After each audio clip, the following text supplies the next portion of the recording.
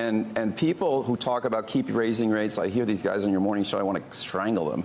Volcker didn't have a $32 trillion deficit.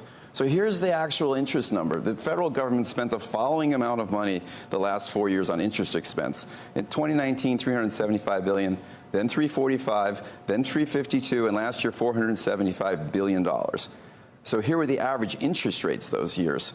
They were 0.5 in 2020, 0.1 in 2021. That's the average. These are LIBOR, SOFR rates.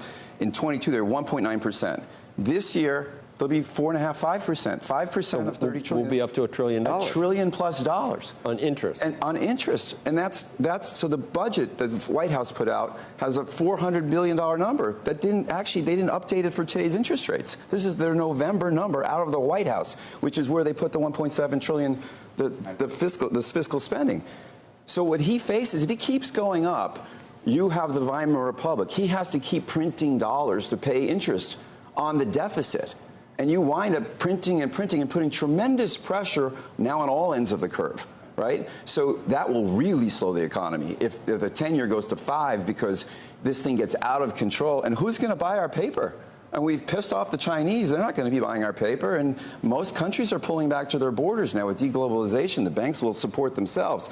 So he risks this if he keeps going, these academics in Washington. He risks the entire financial stability of the system. You have the IMF and the World Bank telling you to stop raising rates. Because what we do in our little holes in Washington with our Federal Reserve banks impacts the entire globe's economy.